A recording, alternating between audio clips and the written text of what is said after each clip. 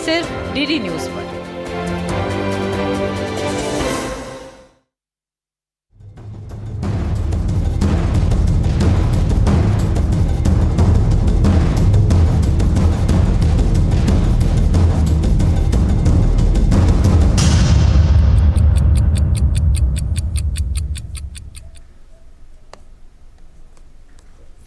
नमस्कार, DD news पर आप देखना शुरू कर चुके हैं हमारा खास प्रोग्राम। इस वक्त मैं हूं लाल चंद्र सिंह। अगले 1 घंटे में हम देखेंगे कुछ ऐसी खबरें जिन पर चर्चा है जरूरी, और यह चर्चा हम करेंगे अपने संवाददाताओं और खास मेहमानों के साथ। और आज सबसे पहले बात करेंगे संसद में, लोकसभा के अंदर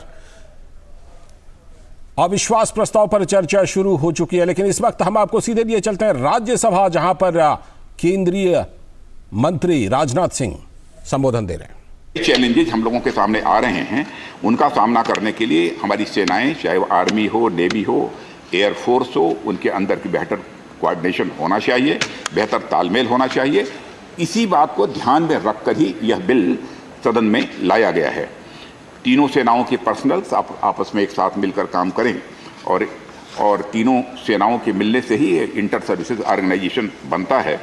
और मैं समझता हूँ कि यह ऑर्गेनाइजेशन बन जाने के बाद, यह एक्ट पास हो जाने के बाद, हमारी ये जो इंटीग्रेटेड होकर हमारी ये जो ये इंटर सर्विसेज ऑर्गेनाइजेशन है, और बेहतर तरीके से ये काम कर सकेंगी, ऐसा मेरा विश्वास है।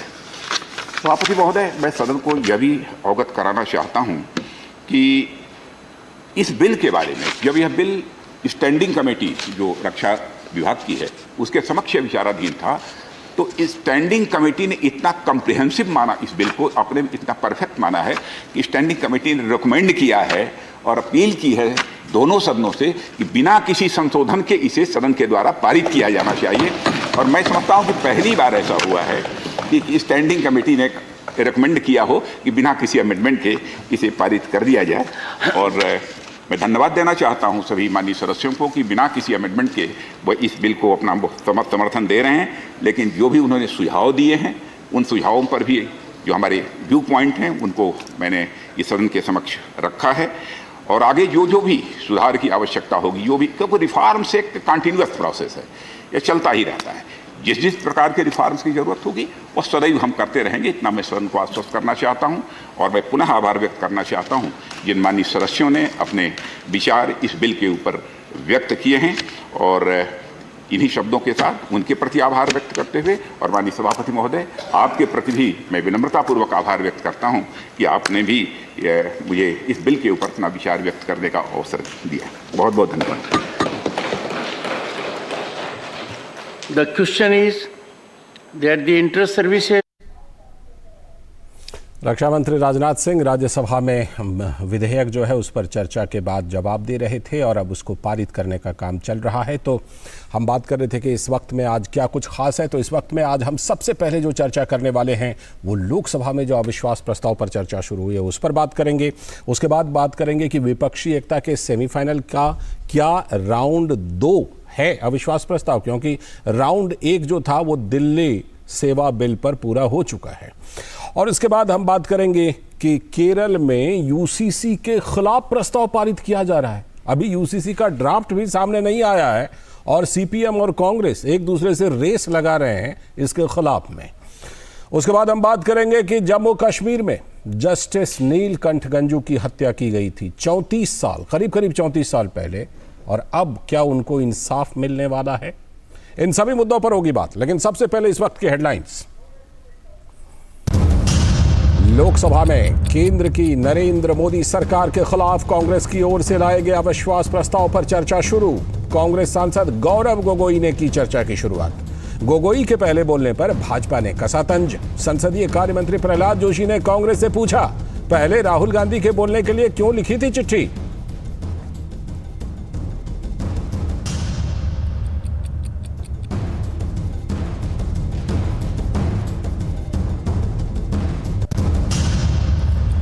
अविश्वास प्रस्ताव पर चर्चा शुरू होने से पहले प्रधानमंत्री नरेंद्र मोदी ने विपक्ष पर किया करारा हमला। पीएम ने कहा, सरकार के खिलाफ नहीं बल्कि विपक्ष के आपस में अविश्वास को लेकर लाया गया है यह अविश्वास प्रस्ताव।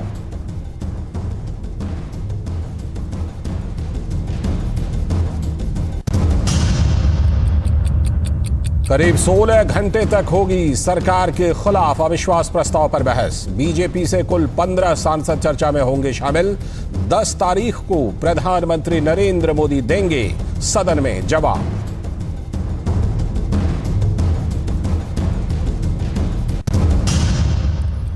अविश्वास प्रस्ताव लाने पर बीजेपी ने की विपक्ष की खींचाई। कहा, घमंडिया गठबंधन लेकर आई है प्रस्ताव, सरकार के पास है पूर्ण बहुमत। वहीं कांग्रेस ने कहा, संसद के अंदर संख्या पर नहीं बल्कि मुद्दों पर होती है बात।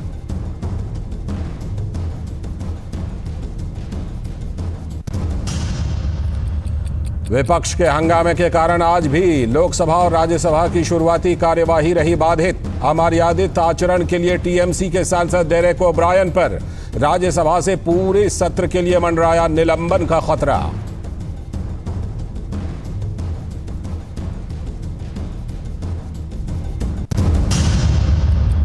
कल 9 अगस्त को बीजेपी देश भर में चलाएगी भ्रष्टाचार परिवारवाद इंडिया छोड़ो अभियान। संसदीय दल की बैठक में प्रधानमंत्री का निर्देश। 14 अगस्त को मनाया जाएगा विभाजन विभीषिका दिवस।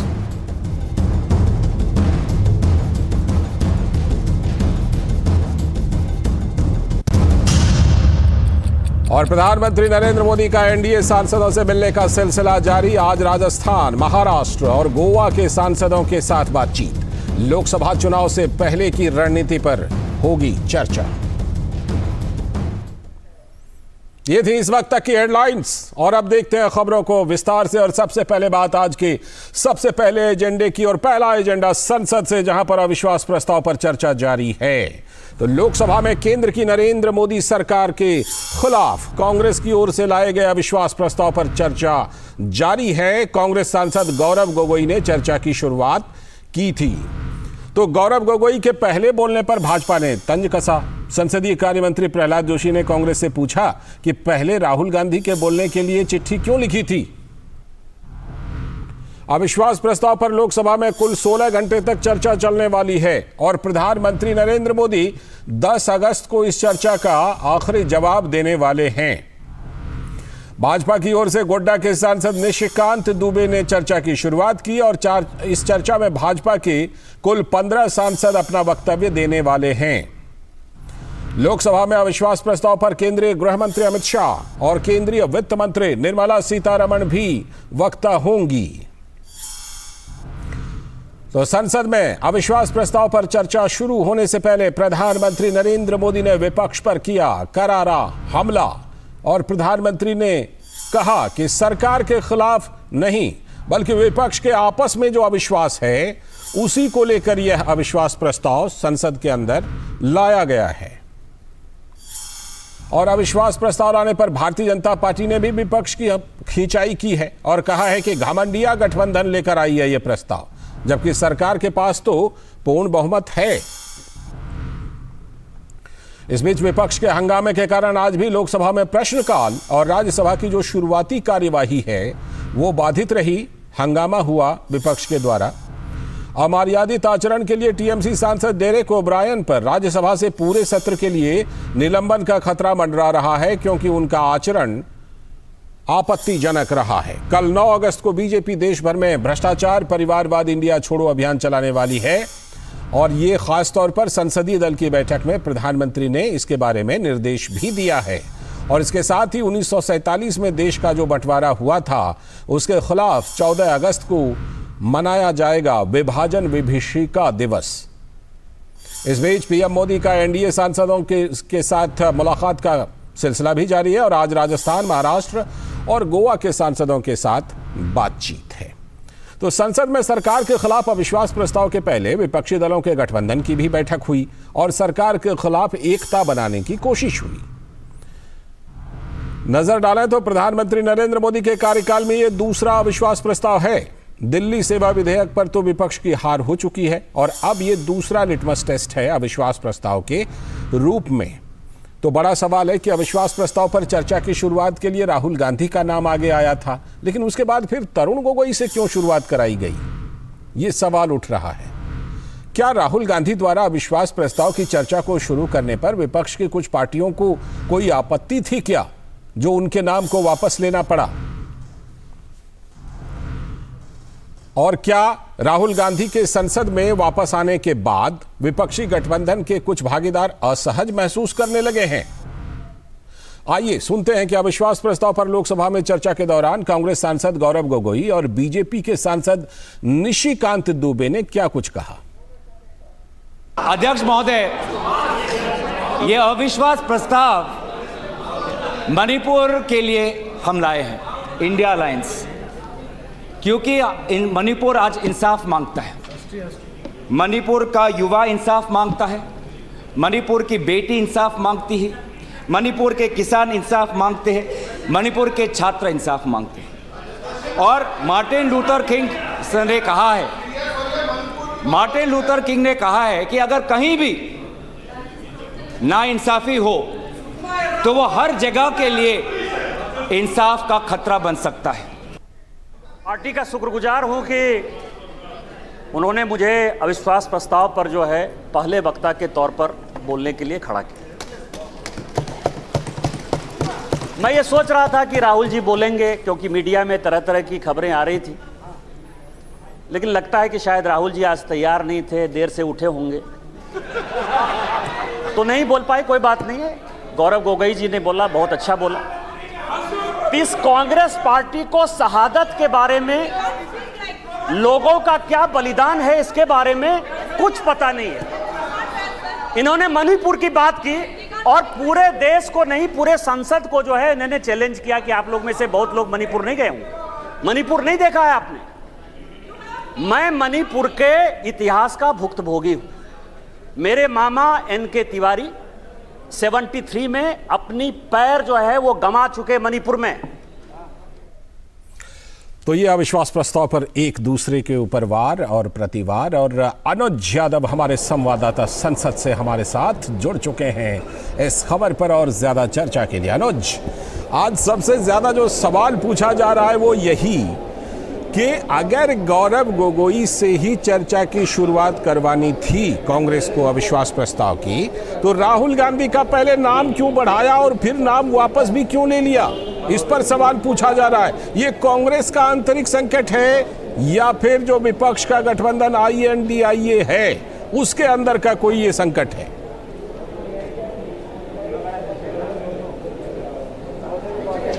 देखिए लालचंद्र, अविश्वास प्रस्ताव पर चर्चा तो सदन के अंदर चल रही है, लेकिन सदन के बाहर मीडिया के लोगों में और बाकी लोगों में एक चर्चा का विषय यही सवाल है जो आपने मेरे से पूछा।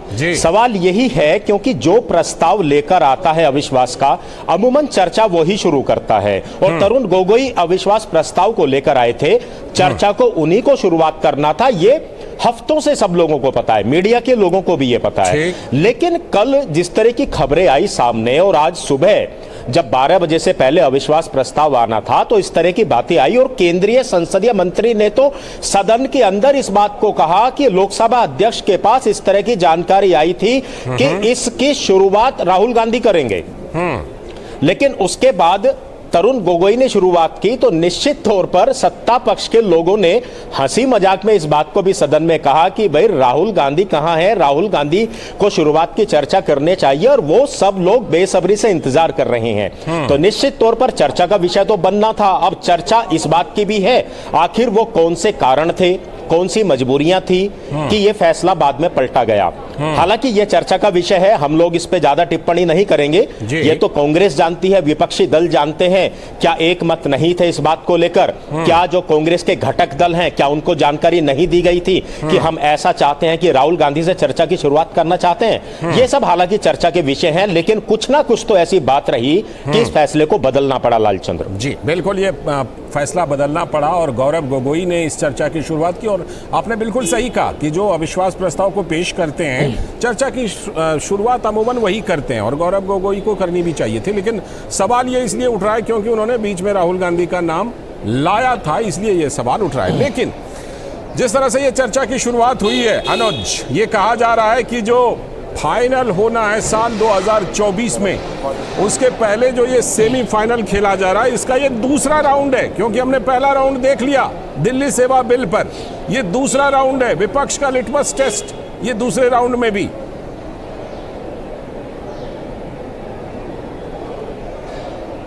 बिल्कुल आपने सही कहा, यह विपक्ष का दूसरा लिटमस टेस्ट आज होगा। कल दिल्ली जो सेवा विधेयक बिल है उस पर आपने इस चीज को देख लिया कि किस तरीके से औंधे मुंह ये लोग गिरे हैं। दूसरी सबसे बड़ी बात यह है कि 2024 के जो आपने चुनाव की बात की, ये जो विपक्ष का गठबंधन बना है ये 2024 के लिए बना है, ये कोई नई बात नहीं है। विपक्ष इस बात को जानता है, देश की जनता भी इस बात को जानती है। लेकिन सबसे बड़ा सवाल लालचंद्र यही है कि ये जो अविश्वास प्रस्ताव लाए हैं, जो दिल्ली सेवा बिल लाया गया था, इसके माध्यम से क्या ये एकजुटता दिखाना चाहते हैं? क्या देश के सामने और संसद के सामने इनका सिर्फ मकसद यही है कि ये लोग यूनाइट हैं? जबकि पूरा देश इस बात को जानता है कि इनकी ना नीतियां आपस में मिलती हैं, ना इनके विचार आपस में मिलते हैं। और जितने क्षेत्रीय दल कांग्रेस के साथ आज इस छाते के नीचे हैं, गठबंधन के छाते के नीचे, इन राजनीतिक दलों का तो गठन ही कांग्रेस के खिलाफ हुआ है। हम जानते हैं कि कांग्रेस के खिलाफ जो राजनीति इन दलों की रही है, चाहे वो आरजेडी हो, चाहे आरजेडी हो, चाहे टीएमसी हो, ये जितने भी राजनीतिक दल हैं ये तो कांग्रेस के खिलाफ राजनीति करके इनका गठन हुआ है। और चाहे आम आदमी पार्टी ही क्यों ना हो, जो नई नवेली पार्टी है, हमने क्या पूरे देश और दुनिया ने देखा कि रामलीला के मैदान में कांग्रेस के खिलाफ ये बड़े बड़े भ्रष्टाचार के पत्र लेकर अरविंद केजरीवाल आते थे और कहते थे कि सबसे भ्रष्ट सरकार है, नेताओं के नाम लेते थे, इनके प्रधानमंत्री का नाम लेते थे। कुल मिलाकर सबसे बड़ी बात यही है, जो प्रधानमंत्री ने भी इस बात को कहा कि जो दिल्ली का जो बिल लेकर आया गया था, जब पटना के अंदर गठबंधन की शुरुआत हुई थी, तो क्या अरविंद केजरीवाल ने यह शर्त नहीं रखी थी कि आप अगर इस बिल पे विरोध करेंगे तो हम साथ होंगे? बाद में कांग्रेस ने कहा कि ये तो छोटा विषय है, इसको बाद में देखेंगे। बाद में बेंगलोर के अंदर जब बैठक होती है तो तब ये फाइनल होता है कि नहीं, आम आदमी पार्टी को भी साथ लो, क्योंकि छोटे छोटे दलों को इकट्ठा करना अब कांग्रेस की मजबूरी बन चुकी थी। तो इस तरह के ये सवाल जो है आज चर्चा का विषय है। और अविश्वास प्रस्ताव पर जो आज चर्चा चल रही है, सत्ता पक्ष ने भी साफ तौर पर कहा है कि मणिपुर के मुद्दे पर दूध का दूध और पानी का पानी होना चाहिए। और जनता के सामने यह बात भी आनी चाहिए कि गृह मंत्रालय, गृह मंत्री, मोदी सरकार कितनी इस मामले को लेकर वहां लगातार मॉनिटरिंग कर रही है और क्या कुछ सरकार के द्वारा किया गया। कल भी राज्यसभा में अमित शाह ने ललकारा था, और जो आपने तमाम अंतर विरोधों का जिक्र किया ना, शायद उसीलिए प्रधानमंत्री ने कहा है कि यह अविश्वास प्रस्ताव सरकार के खिलाफ नहीं है। ये जो आपसी अविश्वास है विपक्षी दलों में, ये उसका अविश्वास प्रस्ताव है। बहुत बहुत शुक्रिया अनुज जुड़ने के लिए इस खबर पर और चर्चा करने के लिए। वक्त है अभी एक ब्रेक का, और ब्रेक के बाद जब लौटेंगे तब आज की खास चर्चा करेंगे कि जो संसद में विपक्षी एकता को लेकर प्रदर्शन चल रही है, जो अपोजिशन की एकता है, उसका जो अभी हम अनुज से भी चर्चा कर रहे थे कि दूसरा लिटमस टेस्ट जो है वो अविश्वास प्रस्ताव पर होना है। करेंगे खास चर्चा, बने रहिए डीडी न्यूज के साथ। दुनिया की बिसात, शहमात का खेल, वैश्विक कूटनीति, सियासी तालमेल, उभरती नई विश्व व्यवस्था, पर्यावरण, अर्थव्यवस्था, ग्लोबल वार्मिंग ही नहीं, ग्लोबल वार्निंग भी। जंग का जुनून हो या शांति की पहल, सभी वैश्विक हलचल, खबर जो करे खबरदार, देश देशांतर से जिसका सरोकार, बात दुनिया जहान की, खबर दुनिया की।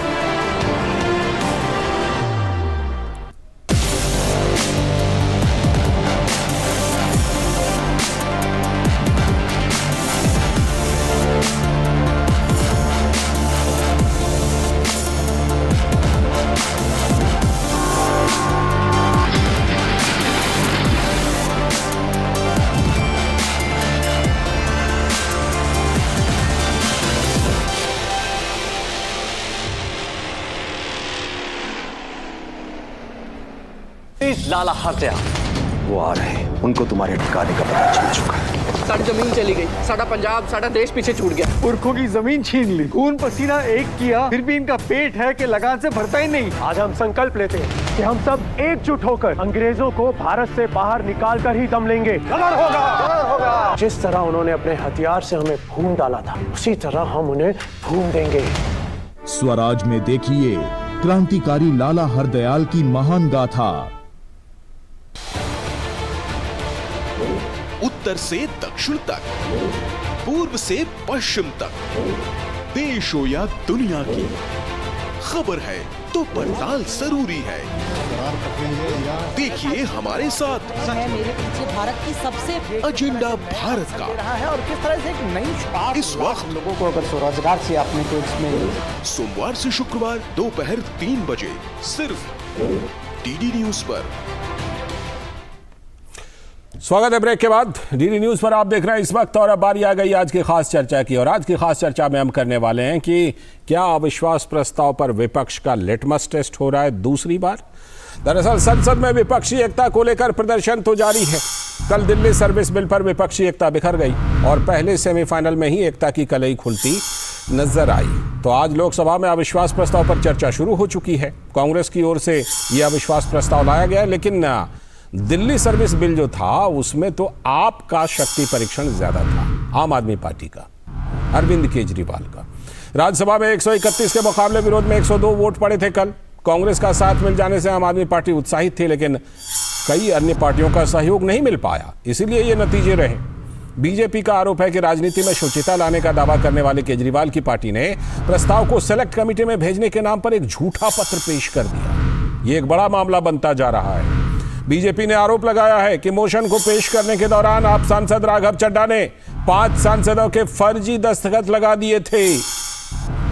तो राघव चड्ढा के खिलाफ खबर है कि 5 सांसदों ने सदन में विशेषाधिकार भंग करने का नोटिस भी दे दिया है।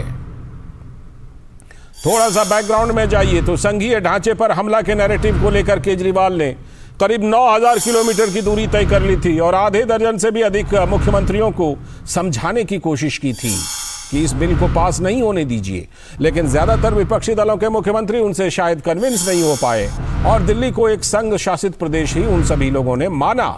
इसीलिए तो यह बिल पास हो गया है। सवाल है कि राजनीति में अवसरवादिता की एक नई शुरुआत केजरीवाल ने कर दी है। राजनीति में नहीं आने की बात करते करते वो दिल्ली के मुख्यमंत्री बन गए। ये हम सभी जानते हैं कि क्या कुछ हुआ है भ्रष्टाचार विरोधी आंदोलन को लेकर। साधारण आम आदमी की तरह रहने की बात करते थे और शीश महल तक पहुंच गए। लेकिन संसद में जो इस तरह का प्रयोग है, जिसको बीजेपी फर्जीवाड़ा कह रही है, ये वाकई हैरान करने वाले हैं। विपक्षी एकता की कोशिश में विपक्षी गठबंधन ने 105 वोटों का दावा किया था, लेकिन उनके पक्ष में 102 वोट ही पड़े। आरएलडी नेता जयंत चौधरी वोटिंग से बाहर रहे तो सवाल उठ रहे हैं। आज पीएम मोदी ने संसदीय दल की बैठक में कहा कि विपक्ष पूरी तरह से आपसी अविश्वास से भरा हुआ है और इसीलिए तो ये अविश्वास प्रस्ताव लेकर आए हैं। पीएम मोदी ने विपक्षी INDIA को घमंडिया गठबंधन करार दिया और सदस्यों को राज्यसभा में सेमीफाइनल जीत के लिए बधाई भी दी, क्योंकि कल जीत हुई थी। तो राज्यसभा में दिल्ली सेवा बिल पर मतदान के दौरान कई सांसदों ने आरोप लगाया कि आम आदमी पार्टी के सांसद राघव चड्ढा ने समिति का जो प्रस्ताव पेश किया है उनमें उनका नाम बिना अनुमति के ही डाल दिया गया। तो केंद्रीय गृह मंत्री अमित शाह ने उच्च सदन में आम आदमी पार्टी के सांसद राघव चड्ढा के प्रस्ताव में फर्जीवाड़े के प्रयास पर कड़ा ऐतराज किया। मान्यवर दोनों सम्मानीय सदस्य कह रहे हैं कि इन्होंने ये मोशन को साइन नहीं किया।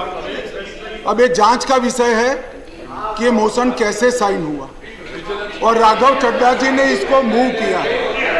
मान्यवर इनका सिग्नेचर किसने किया है, ये जांच का विषय है। मान्यवर ऐसे नहीं चलता है। मान्यवर अब ये मामला सिर्फ दिल्ली सरकार में फर्जी पड़ने का नहीं है, ये सदन के अंदर फर्जी पड़ने का मामला है। मान्यवर ऐसा कैसे चलता है? मान्यवर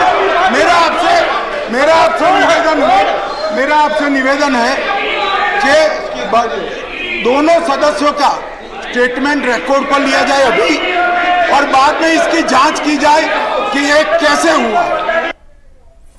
तो कल जब केंद्रीय गृह मंत्री ये बात बोल रहे थे उस समय तक 2 सांसदों की बात आई थी कि उनका फर्जी सिग्नेचर कर दिया गया, लेकिन बाद में पता चला कि 5 सांसद थे। तो जिन सांसदों के नाम डाले गए थे उन्होंने भी इसे विशेषाधिकार का मामला करार देकर जांच की मांग की। तो वहीं YSRCP के सांसद विजय साई रेड्डी ने भी कहा है कि उनकी पार्टी राघव चड्ढा के खिलाफ विशेषाधिकार हनन का प्रस्ताव लाने जा रही है। Rule 72(2) sir, just one second. 72(2) it says no member shall be appointed to a select committee if he is not willing to serve on the committee. The mover, and I repeat again, the mover shall ascertain whether a member proposed to be named by him is willing to serve on the committee. Sir, no such discussion has been done by me. Thank you. My name has been taken without my permission, Dr. sir. Sasmit Patra This ji, is a matter of privilege. How did I name the member? Take your case. I do not understand. Of the respective member to be included in the list of members for select committee or whatever committee it is. But Raghav Chadha, without consulting the respective member, honorable member, he has included the names of some of the members, and one of our party members' name also has been included without consulting the member. So therefore, some of the members, including our party members, have decided to move the privilege motion against Raghav Chadha. तो ये बड़ा मुद्दा बनता जा रहा है लगता है, क्योंकि जिन सांसदों के फर्जी दस्तखत किए गए वो खुद ये मुद्दा उठा रहे हैं। करेंगे आज इसी पर चर्चा, और क्या कुछ इनका सेमीफाइनल है, लिटमस टेस्ट है, उसमें कितनी कामयाबी मिल रही है, इसी पर चर्चा कर रहे हैं आज हम। हमारे साथ जुड़ चुके हैं हमारे सलाहकार संपादक विनोद मिश्र जी, और साथ में अनुजा कपूर जी, भारतीय जनता पार्टी की प्रवक्ता। बहुत बहुत स्वागत अनुजा जी। और हम कोशिश करेंगे कि आगे चल कर के संजीव कौशिक भी हमारे साथ जुड़ें, और हम कोशिश लगातार कर रहे हैं। आम आदमी पार्टी के समर्थक हैं, राजनीतिक विश्लेषक हैं, कोशिश करेंगे कि वो भी हमारे साथ जुड़ जाए। मैं शुरुआत विनोद जी से कर लेता हूँ। विनोद जी, जिस तरह से हमने देखा कि एक तो ये सेमीफाइनल है, सेमीफाइनल का जो पहला राउंड है वो तो उसका लिटमस टेस्ट तो हो गया। पहले राउंड में हमने देख लिया कि किस तरह से जो 131 बनाम 102 ये रहा है आंकड़ा, और ये तमाम कोशिशों के बाद 9000 किलोमीटर यात्रा करके, आधा दर्जन मुख्यमंत्रियों से ज़्यादा मुलाकात करके, इसी शर्त पर गठबंधन में शामिल होकर के ये सब कुछ हुआ है। लेकिन इससे बड़ा मुद्दा एक बनता चला जा रहा है, वो राघव चड्ढा के फर्जीवाड़े का मुद्दा देख रहे हैं कि सामने आता जा रहा है। ये आपको लगता है कि बड़ा मुद्दा बनने वाला है, जिस तरह से उन सभी सांसदों ने खुद मांग की है कि उनके फर्जी दस्तखत कर दिए गए? लाल जी, अगर एक शब्द में आपके सवाल का जवाब दूं तो बिल्कुल ये बड़ा मुद्दा बनता है, और आप कह सकते हैं कि अगर विशेषाधिकार कमेटी की सिफारिश सामने में आती है तो राघव चड्ढा की सदस्यता जा सकती है। ये छोटा मोटा मुद्दा नहीं है कि बगैर सांसदों के नाम के और उनके अपने स्वीकारोक्ति के बगैर आपने अगर ये प्रस्ताव डाला है सेलेक्ट कमेटी में भेजने का, तो अगर ये जो प्रिविलेज कमेटी है, अगर उस कमेटी का फैसला आता है तो हो सकता है कि राघव चड्ढा की सदस्यता चली जाए। लेकिन मैं उससे बड़ी बात कहता हूँ, जो अपनी रिपोर्ट में बता रहे थे और माननीय सांसदों का बाइट भी आपने सुनाया है। सबसे बड़ा सवाल तो यही बनता है आज का जो ये सवाल ये है कि जो देश बदलने आए थे वो विक्टिम कार्ड खेलने लगे। बिल्कुल, ये आप ये देख सकते हैं कि जब हम लोगों ने देखा है करीब से उस अन्ना आंदोलन को, देश बदलने निकले हुए थे कुछ लोग, जो इस तरह का एक संकल्प था उनका कि देश जो है भ्रष्टाचार से मुक्त होगा, देश में जो ये राजनीति चल रही है जिसको उन्होंने घिनौनी राजनीति कही थी, और उन सारी चीज़ों को धता बताते आज हो क्या रहा है। आप जब ये देखिए कि संसद में जब ये प्रिविलेज मोशन की बात हो रही है तो आम आदमी पार्टी की तरफ से कहा जा रहा है कि हम लोगों की आवाज़ को दबाया जा रहा है क्योंकि हमारा संख्या कम है। तो वो विक्टिम कार्ड वही है जो केजरीवाल अब तक ये विक्टिम कार्ड खेलते रहे हैं। यही विक्टिम कार्ड का अगर आप देखें केजरीवाल जी के उस ट्वीट से देखें, उनके पब्लिक डिस्कोर्स से देखें, उनका जो एकलौता प्रेस कॉन्फ्रेंस होता है उससे देखें, तो आपको ये लगेगा कि वो विक्टिम कार्ड ही खेलते। कल आपने देखा कि जैसे लोकसभा से ये बिल पास हुआ था, दिल्ली सर्विस बिल, और राज्यसभा से बिल पास हुआ, तो उनका जो सबसे पहले बयान आया प्रेस कॉन्फ्रेंस, जिसमें उन्होंने यही बात कही कि ये पीछे दरवाजे से बीजेपी ने चोरी की है। तो ये जो विक्टिम कार्ड खेलते खेलते वो शायद अभी तक ये नहीं बताए लोगों को कि दिल्ली पूर्ण राज्य का दर्जा उसे अभी तक नहीं मिला है। वो उन्होंने कभी किसी के साथ में चर्चा नहीं की। दिल्ली न तो एक केंद्र शासित प्रदेश है, न तो एक संपूर्ण राज्य है, दिल्ली एक एनसीटी है जिसकी अपनी एक संवैधानिक व्यवस्था है। इसकी चर्चा तो हम लोग पिछले कई दिनों से करते रहे, लेकिन आज की जो सबसे बड़ी चर्चा है इसमें लाल जी वो यही है कि राघव चड्ढा ने जिस तरीके से 5 सांसदों के नाम को लेकर सेलेक्ट कमेटी में लाने की बात कही थी, वो एक तरह से आम आदमी पार्टी की कोशिश की थी कि इस सदन में ये प्रस्ताव, ये बिल पास होने से पहले इसको सेलेक्ट कमेटी में भेजा जाए। क्योंकि उनको किसी भी तरह से इनको रोकना था। और इसी रोकने की चर्चा में जब आप कह रहे थे कि केजरीवाल 9000 किलोमीटर चल के आधे दर्जन से सीएम से मिले और शायद ही वो मैक्सिमम सीएम को कन्विंस करने में नाकामयाब ही रहे कि उनके सपोर्ट में लोग आते और यहाँ उनके सांसद को कहते कि आप केजरीवाल के सपोर्ट में जाके उस बिल के खिलाफ वोट कीजिए, और ऐसा हुआ नहीं। लेकिन एक बार वो जो चाल चरित्र और चेहरा की बात जब आप करते हैं ना, तो वो यही इसी को बोलते हैं कि जब आप एक्सपोज हो जाते हैं। राजनीति में अवसरवादिता तो चलती है, लेकिन राजनीति में ये फर्जीवाड़ा नहीं चलती है। और वो भी संसद के उस सदन में जहाँ पे आप एक गरिमा है, देश का एक सर्वोच्च संस्था है और एक सबसे बड़ा मंदिर है। ठीक, मैं इस पर जवाब जरा संजीव कौशिक जी, बहुत बहुत स्वागत है आपका। राजनीतिक विश्लेषक और आम आदमी पार्टी के समर्थक हैं संजीव जी।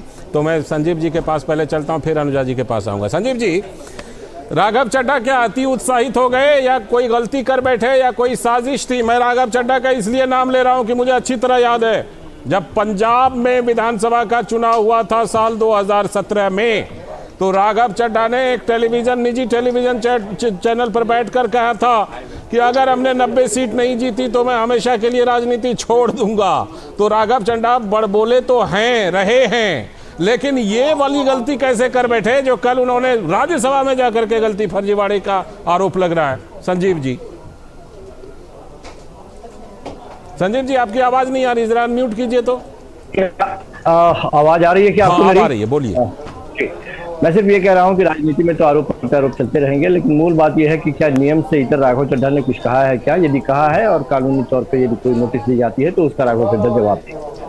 दूसरी बात महत्वपूर्ण यह है कि लगातार चर्चा हो रही है कि राजनीति में अवसरवादिता, पूरे हिंदुस्तान ने देखा है कि राजनीति में किस तरह से अवसरवादिता का इस्तेमाल किया गया है और किस तरह से भारतीय जनता पार्टी या केंद्र की एक सरकार, एक चुनी हुई सरकार को लगातार उसको फांसी पे धकेलने का प्रयास कर रही है। सवाल ये है कि यदि किसी एक राज्य के मुख्यमंत्री के द्वारा या वहाँ के सरकार के द्वारा किसी तरह की कोई अनियमितता होती है, मैं खुल के इस पे बात कर रहा हूँ, यदि कोई अनियमितता होती है तो क्या केंद्र ये मानदंड जो मापदंड दिल्ली सरकार के लिए लेके आई है, क्या अन्य राज्यों में भी ये लागू करेगी? क्या अन्य राज्यों में भी इसी तरह से कानून बनाए जाएंगे? क्या अन्य राज्यों को भी इसी तरह से पंगु बना दिया जाएगा? सवाल ये है कि 5 सदस्यीय पीठ ने जब ये फैसला सुनाया उस समय अंडरलाइन करते हुए उन्होंने कहा था कि सरकार को प्रशासनिक सेवाओं को सरकार के अधीन होना ही चाहिए। यदि नहीं होगा सरकार को अपने नीतियों को लागू कर पाने में मुश्किल होगी। लाल जी आप जरा 1 मिनट, मैं आपका बीच में, सॉरी मैं आपको डिस्टर्ब करना चाहूंगा। नहीं, मैं आने के लिए नहीं कह रहा हूँ। संजीव जी से मेरा सिर्फ एक निवेदन है कि संजीव जी, इसके मेरिट पे हम लोग चर्चा कर चुके हैं और ये दोनों सदनों से बिल पास हो चुका है। अब हम लोग इस पे सुनिए संजीव जी, मेरा एक निवेदन आप मान लीजिए कि हम लोग आज उसके मेरिट पे चर्चा नहीं कर रहे हैं और ना ये नैरेटिव अब हमारे लायक है, क्योंकि इस पे दोनों सदन ने पूर्ण बहुमत से एक तरह से इस बिल को पास किया है। हम लोग जो जिस बात पे चर्चा कर रहे हैं और लालचंद जी जो आपसे सवाल पूछा है, ये मर्यादा का सवाल है, ये विशेषाधिकार हनन का सवाल है। हम इस सवाल को हम लोग आपसे जानना चाहते हैं। आप विशेषज्ञ भी हैं और आम आदमी पार्टी के समर्थक। मैं इसी पर इसलिए आ रहा था और साथ में मैं ये भी जोड़ूंगा कि दिल्ली की स्थिति से आप दूसरे राज्यों की तुलना नहीं कर सकते। बाबा डॉक्टर भीमराव अंबेडकर का बहुत नाम लेते हैं अरविंद केजरीवाल, लेकिन डॉक्टर भीमराव अंबेडकर ने दिल्ली को लेकर के संविधान सभा में क्या कुछ कहा था, दिल्ली की स्थिति को लेकर जरा उसे भी देख लीजिए। इसलिए दूसरे राज्यों से तो तुलना मत ही कीजिए। और विनोद जी सही कह रहे हैं कि वो प्रक्रिया पूरी हो चुकी है। क्या हम भूल जाएं कि दिल्ली को पूर्ण राज्य का दर्जा मिलना चाहिए? यही भारतीय जनता पार्टी ने दिन और एक सबने किया था। कभी कांग्रेस ने भी मांग की थी, कभी भारतीय जनता पार्टी ने भी की थी। नहीं, सवाल यह है कि यदि आप लोकसभा और राज्यसभा में बहुमत के साथ हैं तो ये आपका सर्वाधिकार सुरक्षित है कि आप मंदिर का नाम मस्जिद कर दे और मस्जिद का नाम मंदिर कर दे, इससे कोई फर्क नहीं पड़ता। कानून बनाना आपका अधिकार है और कानून जो चाहे आप बना सकते हैं। सरकार यदि बहुमत में है तो वो बनाए, लेकिन सवाल यह है कि सरकार को कानून बनाने के लिए क्यों स्थिति इस तरह की आन पड़ी, वो तो हिंदुस्तान की जनता जानना चाहेगी ना। और हिंदुस्तान की जनता भी हतप्रभ है क्योंकि चुने हुए सरकार को जिस तरह से काम नहीं करने देने के लिए। आप अभी भी उसी पर हैं, आप अभी भी उसी पर हैं कि ये कानून बनना चाहिए था कि नहीं, लेकिन हमारा जो सवाल था वो राघव चड्ढा के फर्जीवाड़े पर है। लेकिन जी बोलिए, आप कुछ जवाब देना चाहते हैं इस फर्जीवाड़े पर? नहीं, हाँ नहीं, उसी पे मैं आ रहा हूँ। मैंने कहा कि यदि ये कानून है, यदि नियम है कि नहीं किसी की भी सहमति होनी चाहिए, उसके बाद में उसका नाम देना चाहिए उसमें। यदि इसमें कहीं से भी राघव चड्ढा ने फर्जीवाड़ा किया है, अब ये सहमति के विचार क्या होंगे? क्या सचमुच में इसके लिए कोई रिकॉर्ड होना चाहेगा? आप सहमति अभी दे दें, यदि सदन में आप कहें कि आप हमारी सहमति कोई नहीं है, तो फिर उस समय वो फॉल्स होगा। नहीं तो यहाँ तो फर्जी सिग्नेचर की भी बात आ रही है, फर्जी सिग्नेचर की भी बात आ रही है। ये आने वाले दिनों में आपको देखने को मिलेगा कि वो फर्जी है या एक और सांसद को बाहर निकालने का मामला दूध का दूध पानी का पानी होगा, क्योंकि इसमें जांच होगी शायद। अनुजा जी आपसे ये सवाल कि एक तो सबसे पहली बात ये कि ये विधेयक आपने पारित कराया, ठीक है, आपने संख्या बल भी पूरा अपना दिखा दिया।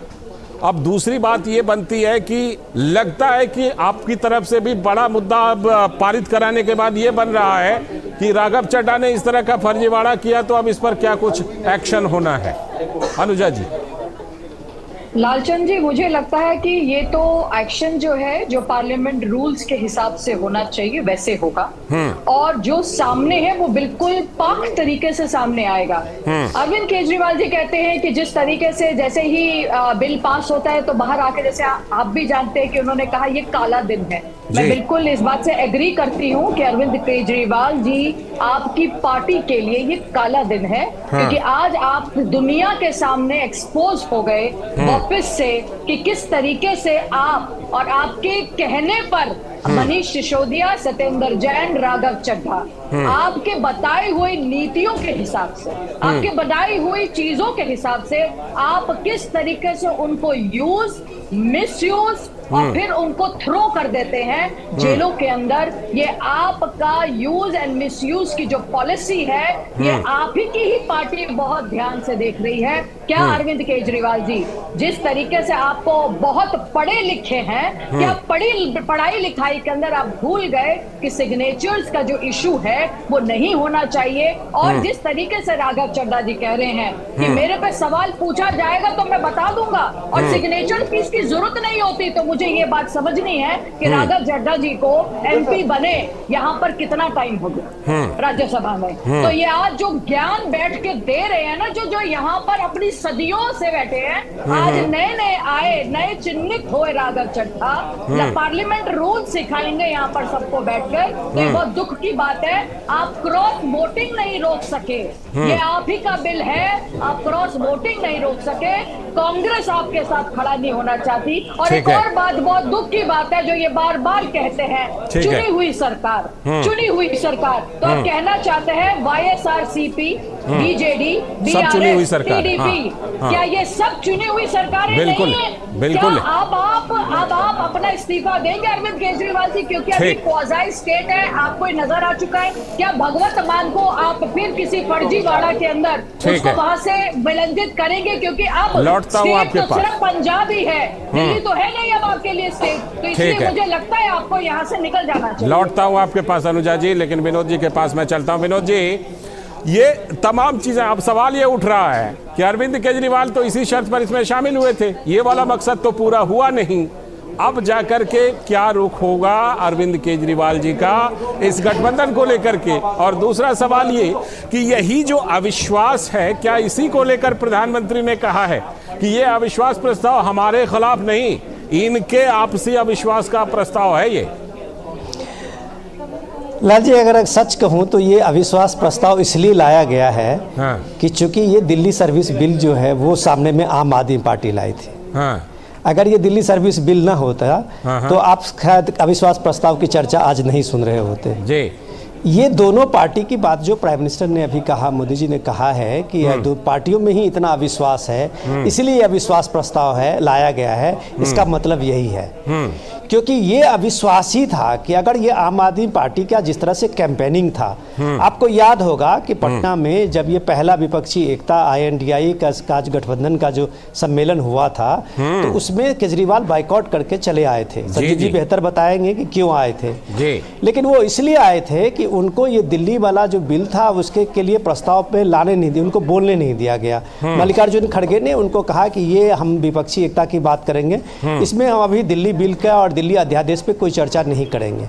जबकि उनका एक मोटो सिर्फ यही था कि विपक्षी एकता के जो ये सो कॉल्ड उन्होंने ये बनाया है इंडिया गठबंधन, उसमें उनका एक ही मोटो था कि इस गठबंधन के लीड करते हुए वो दिखे। ठीक, केजरीवाल जी को पता था कि उनकी सांसदों की संख्या क्या है। लोकसभा में एक सांसद है जो बिल के पास करते करते वो सांसद भी निलंबित हो गए थे पूरे सत्र के लिए। राज्यसभा में आपने देखा होगा संजय सिंह पहले से निलंबित हैं। तो वो ये बात जानते थे कि वो संख्या बल में इस तरह से अपना कोई इंप्रेशन और कोई इमेज नहीं बना पाएंगे, लेकिन राष्ट्रीय राजनीति में उनको भूमिका बनानी है। इसलिए वो जो आप अपनी रिपोर्ट पढ़ रहे थे कि 9000 किलोमीटर का उन्होंने ये दौरा किया था, वो सिर्फ इसलिए था कि केजरीवाल जी का ये प्रोजेक्शन था इस बिल के भरोसे, लेकिन कांग्रेस ने ये होने नहीं दिया। बिल्कुल, इसलिए उन्हीं के बिल के विरोध में यह विश्वास प्रस्ताव आया कि सो दैट कि कम से कम केजरीवाल जी का जो डोमिनेंसी है विपक्षी एकता में वो टूटे और लोगों का भी भ्रम छूटे। लालचंद जी, लगता है वही वाला मतलब रेस की आम आदमी पार्टी का ये बिल और कांग्रेस का अविश्वास प्रस्ताव दोनों के अपने अपने। संजीव जी, एक सवाल उठ रहा है जिसको खुल करके कहा जा रहा है कि जिस मकसद के लिए आए शर्त डाल करके वो मकसद तो अब पूरा हुआ नहीं, तो अब बहुत सारे लोग ये मान रहे हैं कि अब पता नहीं किस दिन ये खबर आ जाए, किस दिन प्रियंका कक्कड़ जैसे प्रवक्ता को आम आदमी पार्टी आगे कर दे कि अब बोलो कांग्रेस पर खुलकर हमला जैसे पहले बोलते थे और कहीं गठबंधन से बाहर ना निकल आए। ऐसा होगा क्या?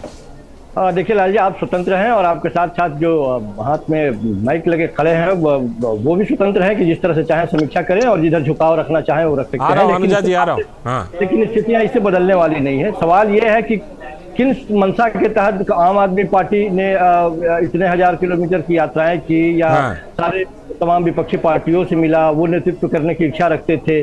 तो अंतर्मन केवल मन की बात देश के प्रधानमंत्री जी नहीं करते हैं, जो लोग उनके प्रति निष्ठा रखते हैं वो लोग भी मन की बात करते हैं और करना ही चाहिए, हमें इससे कोई एतराज नहीं है। लेकिन मूल बात यह है कि यदि संख्याओं के आधार पर दो बातें हैं। पहली बात तो ये मैं क्लियर कर दूं, एक तो यदि अविश्वास प्रस्ताव लाने की बात है तो उसके पीछे का मकसद पूरी विपक्षी पार्टी ये बात जानती है कि सरकार गिराने की है। देश के प्रधानमंत्री जिस तरह से सदन से बाहर भागते चले जा रहे थे, लगातार सदन में उनको मजबूर किया गया कि आए और उसका जवाब दे, इसके लिए ये लाया गया। सब सारे लोग ये बात जानते हैं। दूसरी बात, जिस अध्यादेश की बात हो रही है, जिस बिल की बात हो रही है, उसके बारे में भी सारी विपक्षी पार्टियां ये तो मानती ही है और मान ही रही है। उसी आधार पर उन्होंने साथ दिया कि भारतीय जनता पार्टी राज्य सरकारों के अधिकारों के ऊपर एक हथौड़ा चलाने का प्रयास कर रही है। तो ऐसा चलेगा नहीं, कोई माकूल जवाब नहीं दे पाया वो, और देश की जनता ने सुना इस चीज को। ठीक है, अनुजा जी जवाब देंगे। अनुजा जी, एक तो पहली बात ये कि आप क्योंकि इनको इसलिए अविश्वास प्रस्ताव लाना पड़ा क्योंकि प्रधानमंत्री का इनको वक्तव्य चाहिए था। दूसरी बात ये कि आप लोग इस नए विपक्षी गठबंधन को घमंडिया गठबंधन क्यों कह रहे हैं अनुजा जी? जो है तो है, दिख नहीं रहा इनको कि घमंडिया है। अब घमंड से भरे हुए लोग हैं, सारे घमंडिया, लोमड़ी, गीदड़ सब एक साथ इकट्ठे हो गए, तो क्या करें? अब घमंडी लोग हैं, अब हम क्या कर सकते हैं? इनकी बनती, अब ये लोग इनकी बनती करप्शन पर है। देश की सेवा के लिए तो पता चलता है कि घमंड किसके ऊपर चढ़ा हुआ है। सेवा नहीं, वो मुहावरा के तौर पर लिया उन्होंने। हम समझ रहे हैं सर, मुहावरा। संजीव भाई, मैं आपके चलिए पूरा। दूसरी बात ये है, नहीं, हाँ, दूसरी बात ये है, ये तो साफ इनको पता चल गया कि वही कांग्रेस के लोग इनके अगेंस्ट खड़े हो गए, संदीप दीक्षित जी, अजय माकन। तो ये इनको समझ में आना चाहिए कि ये जो आप ये समझ लीजिए कि जो इन कांग्रेस के जो लोग हैं वो किस तरीके की मानसिकता इनकी तरफ रखते हैं। और अधीर रंजन चौधरी ने कहा है मोदी जी को कि वो तिमी है, वो तिमी है और हम सब लोग छोटी मछलियां हैं। तो ये बात इनको समझ में आनी चाहिए कि तिमी के सामने इनका दिल यानी सच्चाई बोल गए अधीर रंजन। मोदी जी तिमी है और अरविंद केजरीवाल छोटी सी मछली है। और ये सारे INDI वाले जितने लोग हैं ये छोटी छोटी मछलियां हैं। तो ये माना जाता है कि इनकी मजबूरी है, और आज आप देख चुके हैं कि वो मजबूरी सबकी जो है वो किस तरीके से कांच के गिलास ग्लास की तरह टूट रही है और मुझे नहीं लगता कि ये चीज आगे सामने नजर आने वाली है। नो कॉन्फिडेंस मोशन जो भी पास किया गया है वो तो ऐसे कई बार लोगों ने कहा है कि आप मोदी जी के खिलाफ कर दीजिए, 2018 में भी आया। मुझे नहीं लगता कि इसका कोई भी असर आने वाला है। ये वो शेर है, ये तो कहते हैं ना राहुल गांधी शेर है। राहुल गांधी इतने शेर होते तो अपनी अटेंडेंस 56% पार्लियामेंट में ना रखते। ठीक है, चलिए राहुल गांधी पर जवाब तो कोई कांग्रेस वाले देंगे। फिलहाल तो संजीव कौशिक जी हैं, लेकिन चर्चा को हम यहीं विराम देते हैं। बहुत बहुत शुक्रिया अनुजा जी, संजीव जी और विनोद जी आपका भी जुड़ने के लिए, इस चर्चा में हिस्सा लेने के लिए। Thank you. तो आज ये खास चर्चा हमने की कि विपक्ष का क्या अंतर विरोध है और विपक्ष में अब क्या होगा, आगे क्या होने वाला है, क्या लिटमस टेस्ट अभी चल रहा है। वक्त है एक ब्रेक का, बल्कि अभी ब्रेक पर हम नहीं जाएंगे, बल्कि सीधे चलेंगे एक बड़ी खबर की तरफ। और बड़ी खबर है केरल से। केरल से बड़ी खबर यह है कि केरल की एलडीएफ सरकार ने राज्य विधानसभा में समान नागरिक संहिता यानी यूसीसी के खिलाफ एक प्रस्ताव को पारित कर दिया है। अब इस विषय पर कोई भी कानून केरल में लागू नहीं होगा, यही प्रस्ताव पास किया गया है। तो सवाल यह है कि लॉ कमीशन ने देश से अभी यूसीसी पर सुझाव ही मांगे हैं, लेकिन कुछ राज्यों में यूसीसी के खिलाफ यह प्रस्ताव की जल्दबाजी क्यों है? कौन सी राजनीति है ये? केरल में मुस्लिम बहुल इलाकों में कांग्रेस ने यूसीसी के खिलाफ अभियान तेज किया तो सीपीएम सरकार ने इसे वोट बैंक पर हमला माना और आगे बढ़कर विधानसभा में प्रस्ताव पारित करा लिया। उधर केरल कांग्रेस ने संस्कृति मंत्री साजी चेरियन के बयान को लेकर विवाद खड़ा करने की कोशिश की है, जो एलडीएफ की सरकार में मंत्री हैं। तो क्या बयान है उनका? दरअसल मंत्री ने एक प्रोग्राम में कहा था कि सऊदी अरब में मस्जिदों में लाउड स्पीकर नहीं लगाए जाते हैं और आवाज बाहर नहीं आती है, ये बयान दिया था उन्होंने। और चेरियन का मानना है कि साउंड रिस्ट्रिक्शन की इस पहल का स्वागत होना चाहिए, लेकिन कांग्रेस इसे अलग रंग दे रही है। भाईचारा पर हमला मानती है कांग्रेस इसे। उधर गणपति पर दिए गए स्पीकर के बयान पर कांग्रेस खामोश है, तो लेफ्ट पार्टी स्पीकर के समर्थन में खड़ी है। तो हैरानी की बात यह है कि देखिए, सबसे अधिक शिक्षित राज्य है केरल, और वहां पर वोट बैंक की पॉलिटिक्स को लेकर पार्टियां इतनी सरगर्म क्यों हैं? यूसीसी का कुछ सामने है नहीं, और ये खामखा उसके खिलाफ प्रस्ताव पारित किए जा रहे हैं। तो बीजेपी के केरल प्रभारी और पूर्व केंद्रीय मंत्री प्रकाश जावड़ेकर ने कहा है कि जो कानून आया ही नहीं उस पर केरल विधानसभा में प्रस्ताव लाना तुच्छ राजनीति है जो सफल नहीं होगी। एक तरफ वो पीएफआई के जो छुपे हुए एलिमेंट्स है उनको समर्थन देते हैं, और दूसरी तरफ जो कानून आया ही नहीं, जिसका प्रस्ताव हुआ ही नहीं, उस बिल पे वो चर्चा कर रहे हैं। मुझे तो ताज्जुब होता है कि वो किस पर चर्चा करेंगे, किस देश के सिविल कोड पे के बारे में बोलेंगे। ये देश का पार्लियामेंट के सामने कुछ आया नहीं, वहाँ आपके मेंबर्स हैं बोलो, लेकिन कुछ आया ही नहीं, तो केवल बीजेपी और संघ को बदनाम करने के दृष्टि से जो राजनीति कर से ऐसी टुच्ची राजनीति केरल में सफल नहीं होंगी। और साथ ही प्रकाश जावड़ेकर ने यह भी कहा कि सीपीएम और कांग्रेस पार्टी एक ही सिक्के के दो पहलू हैं, जो केरल में कुश्ती और बंगाल और त्रिपुरा में दोस्ती करते हैं। कांग्रेस और कम्युनिस्ट पार्टी ये एक ही सिक्के के दो पहलू हैं। दोनों की नीतियां एक समान है, और महत्वपूर्ण है कि वो मॉक फाइट करते हैं केरल में। केरल में कुश्ती, बंगाल त्रिपुरा में दोस्ती। अब तो इंडिया के मंच पर हाथ में हाथ पकड़ के दोनों खड़े होते हैं, तो इसका मतलब ये एक ही है। एक को हटाओ दूसरे को लाओ, यानी फर्क कुछ नहीं है। और इसलिए ये लोगों के सामने अब साफ हो रहा है, और लोग इसलिए गुस्सा है, लोग दोनों पार्टियों को रिजेक्ट करेंगे। वाकई ये बड़ा सवाल है कि केरल सबसे ज्यादा शिक्षित राज्य है और वहां पर पार्टियां किस तरह की राजनीति कर रही हैं, चाहे कांग्रेस हो या फिर सीपीएम। यूसीसी से लेकर के तमाम मुद्दों पर ये कैसी राजनीति केरल में की जा रही है, इसको लेकर बड़ा सवाल उठ रहा है। बहरहाल बढ़ते हैं अगली खबर की तरफ, और अगली खबर जम्मू कश्मीर से है, और जम्मू कश्मीर से एक इंसाफ की खबर है जो लंबे समय से जिसका इंतजार था। तो जम्मू कश्मीर में जस्टिस नीलकंठ गंजू हत्याकांड की करीब 34 साल के बाद जांच हो रही है और कश्मीरी पंडितों को इंसाफ की उम्मीद जगी है। सुरक्षा एजेंसियां लगभग 34 साल पहले हुए कश्मीरी पंडितों के खिलाफ अपराधों की जांच शुरू करने जा रही हैं। तो एजेंसी ने लोगों से अपील की है कि केस से जुड़ी जो भी जानकारी जिसके पास है वो शेयर करें और उनकी पहचान को सार्वजनिक नहीं की जाएगी, पहचान छुपा के रखी जाएगी।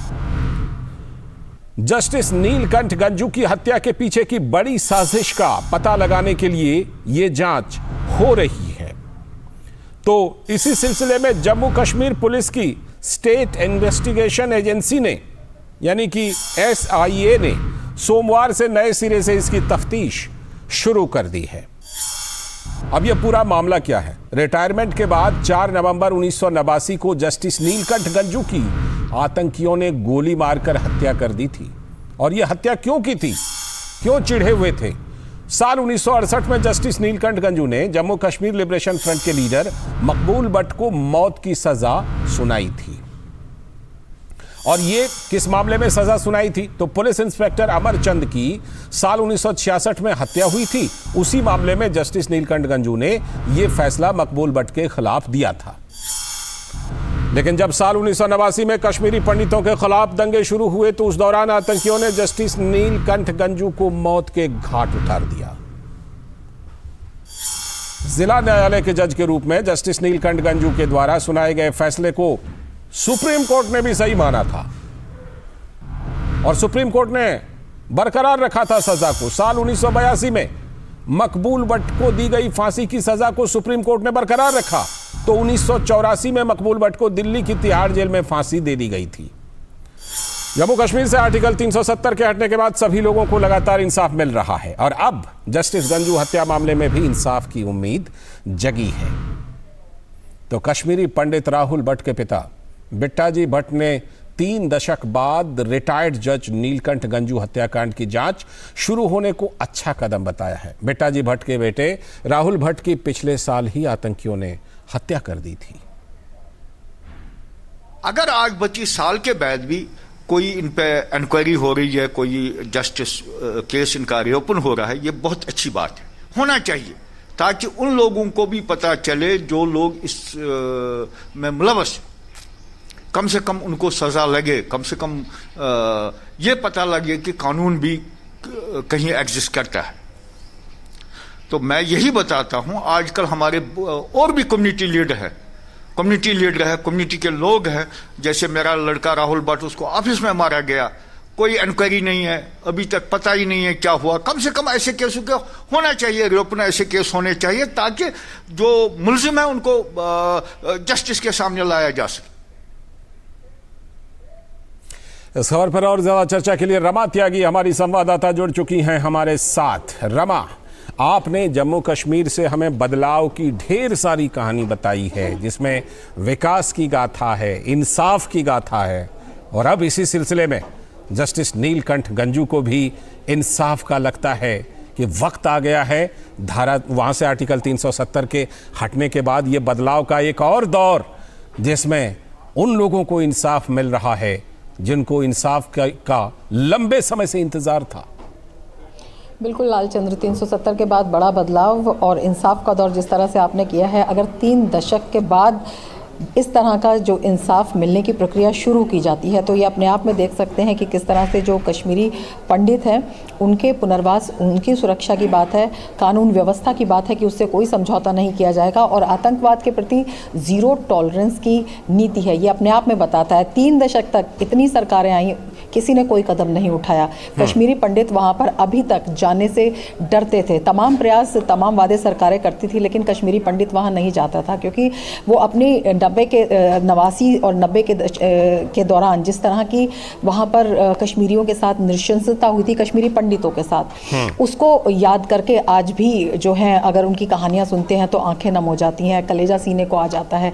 सरकारों ने वादे बहुत किए, बातें बहुत की लेकिन काम कुछ नहीं किया। अब 3 दशक के बाद जब इस फाइल को खुल रही है तो कश्मीरी पंडितों में भी एक विश्वास जगा है। जिस तरह से अपनी रिपोर्ट के माध्यम से भी अभी आपने दिखाया कि जो रिएक्शन है वो बड़ा सकारात्मक आ रहा है और एक विश्वास, एक आवाम के प्रति जो विश्वास होना चाहिए वो अब वहाँ पर जगह है। और जब सरकार ये कहती है, केंद्र सरकार जब ये कहती है कि कश्मीरी पंडितों का जो पुनर्वास है, कश्मीरी पंडितों की जो सुरक्षा है कश्मीर में, वो भी हमारी प्राथमिकता है, तो वो साबित हो जाता है। प्रशासन जब कहता है कि कश्मीरी पंडित यहाँ पर अब पूरी तरह से सुरक्षित हैं। आप देखिए, इसी मुहिम को झटका चलाने के लिए कुछ टारगेट किलिंग्स भी हुई थी, लेकिन उसके बाद जिस तरह से आतंकवाद के खिलाफ कड़ा रुख अपनाया गया है, जीरो टॉलरेंस की नीति है, उसको देखते हुए अब ये विश्वास बहाली होने लगी है। 6000 पद जो सृजित किए गए थे उनको भरा गया। उसके बाद जो जमीनें हैं रियायती दर पर दी गई, जो आवास हैं वो वहां पर बनाए जा रहे हैं। और उपराज्यपाल स्वयं कहते हैं कि अब यहाँ का जो कश्मीरी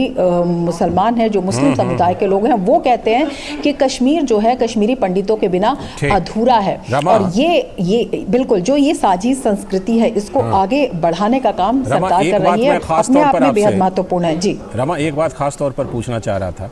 राहुल भट्ट जिनकी हत्या हुई थी, उनके पिताजी बिट्टाजी भट्ट की प्रतिक्रिया हमने सुनी। जब इस तरह के कदम मिलते हैं इंसाफ दिलाने के लिए, तो बाकी जिन लोगों के साथ भी नाइंसाफ़ी हुई है उनको भी उम्मीद जगती है, और ये एक बड़ी बात।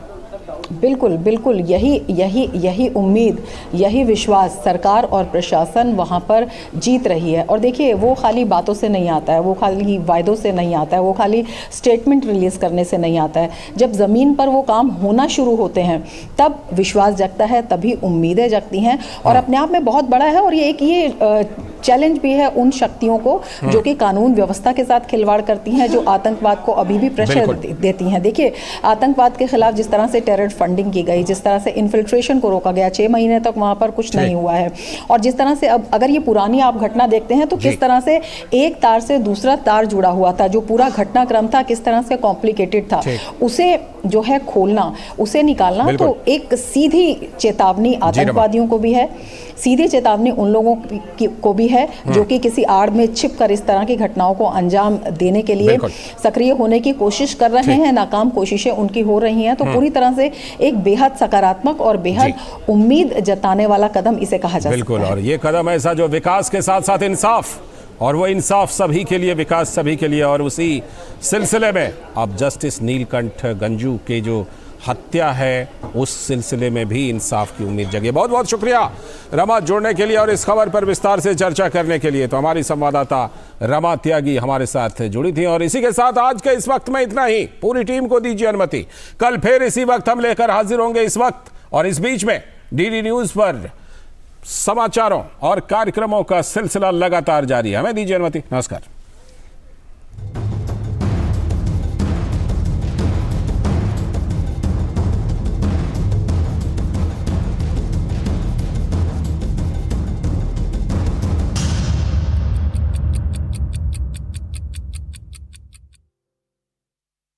देख रहे हैं, मैं हूं अशोक सिलवा। कोई फैक्ट चेकर चाहता है